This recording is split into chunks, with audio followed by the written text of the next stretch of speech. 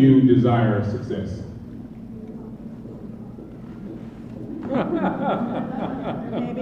There's that awkwardness in the air. There's some people shifting in their seats. I see people looking around. Do I dare say me? Think about it, right? 99.9% of everybody I ask will say yes.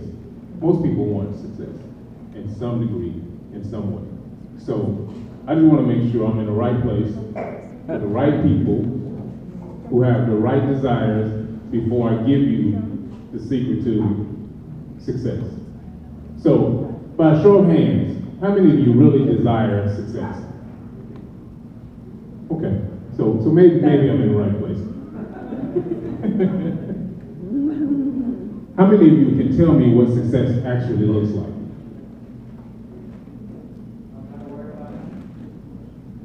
Because that's the challenge. What did you say, Damien? Don't got to worry about nothing. The challenge is that people tell you you can be anything, you can do anything, but they don't show you how. So you are at a unique spot where you need some of that guidance to know how. And so today, in the time we have available, I'm going to do my best to share as much as I can. I'll be around the whole time, so if you need something else, feel free to approach me. I don't bite. Not recently. Not clear enough. So, not lately, I haven't been there. You can ask the cohort, right? Daisy, I'm good. So feel free to approach and we can talk about it a little bit. I want to thank, obviously, Kit Delaney, Jeremy, Manuela, the entire staff for allowing me to be here today. And most importantly, I want to thank you guys for showing up and being here and for all the work that you've done through the workforce and the time you've been here. I know you put in a lot of effort and energy to that. So give yourselves a round of applause.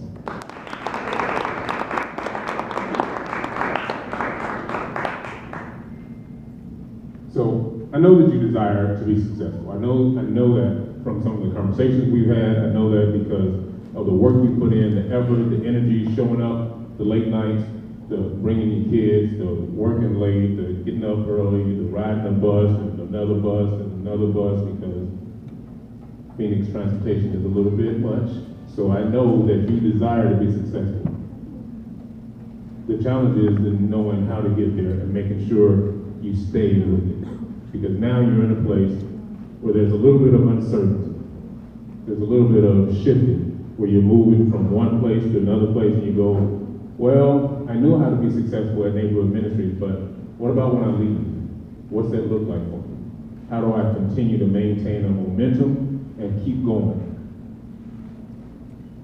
That's the $1 million question, right? That's the $1 million question. So to answer that question, I think we have to look at the big picture. We have to look at several things. I want to leave you with 4 really, really easy steps that are going to talk about how to achieve the success you desire. So first of all, let me address the challenge with it. What I see as the biggest challenge with people wanting to be successful is we look at people who are successful and we go, I want what they have. The things that they have, I want the things that they possess. I want to be able to do the things that they do. I want to be able to go on those vacations, to wear those clothes, to drive those cars. But the majority of people, sadly, don't want to do what they had to do to get there. So if that's you, that's going to be a struggle, because you can't be successful without the work. And I suppose that will bring me to the first point. Success cost. There is undoubtedly a cost for success. There is a price that must be paid in order for you to be successful. The pains, the aches, the late nights, the heartache right now is the cost. You can have it one of 2 ways. You can play now, but you'll pay later. Or you can pay now, and you can play later. Here's the biggest difference, because I know playing now is the most attractive. But the truth is, if you play now, the cost later is more. there's interest that accrues on while you're playing around. So the cost of going back to school when you're 40 or 50 is more than going back to school when you're 20. And you go, well, I've been out of school 2 years. It's a huge difference. The cost of going back to school when you got a family and kids and light bill and gas bill is much different than before. So know that success costs. And all you're doing now with the challenge is paying up front. And that's the way it ought to be. Success shouldn't come on credit. You should have to do the work just like anything else up front. And once you do that, you will find success. The second point I want to make in terms of success is that success looks different for each of us. We live in a world where it's very easy to compare and look at our neighbor and say, they just got a new Mercedes, I want a Mercedes. And success for you may not be a Mercedes.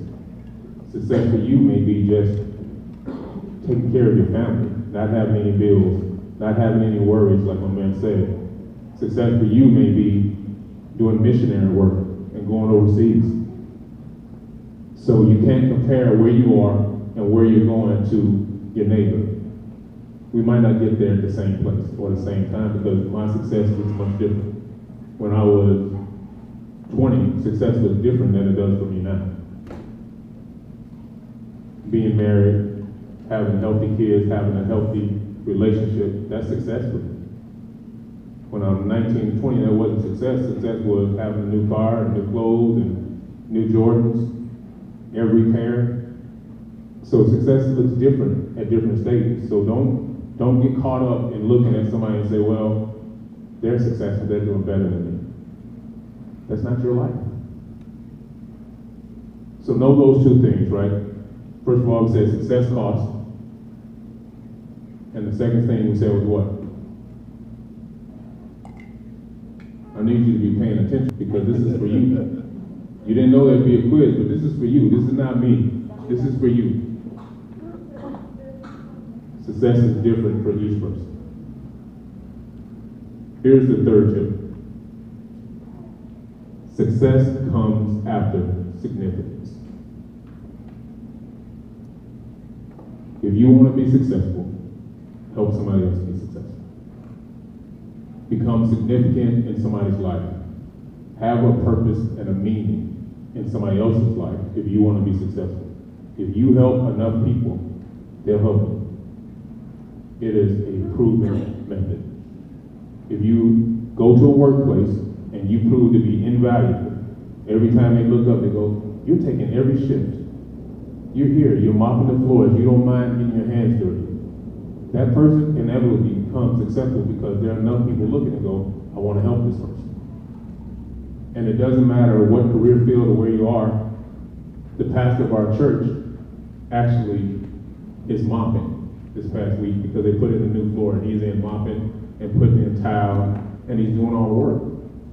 But because that's his heart, that's how he serves, there are hundreds of volunteers that come through the church that help him.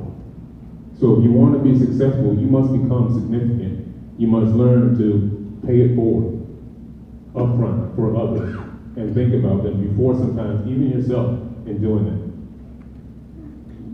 that. The fourth point is a tough one, and some of you are not going to want to get.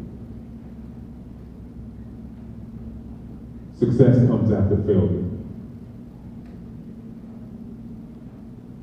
A lot of you are afraid to fail, and you get scared, and so you quit. You cannot get to success if you quit. You are at a point now where you are at a crossroads, and you have to make a decision to move forward. New people, new place, new agency. Maybe you got to take an extra bus. Maybe it's a little further. Maybe they don't speak Spanish. Whatever the challenges are going to be, you have to make a decision.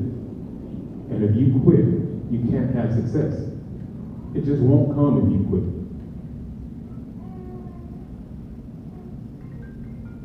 So failure is a part of it. Failure has to come before success.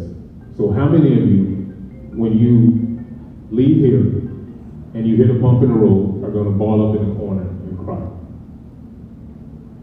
How many of you are going to give up? How many of you are going to toughen up and pick yourself off the ground and keep moving forward? If you're going to do that, let me hear you. Let me actually hear you, because you can't voice it, you can't have it. If you're going to get up and move forward, just scream. I knew I was in the right place.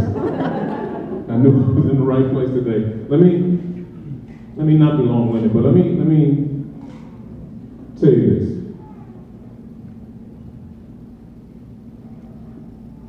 Let me go back.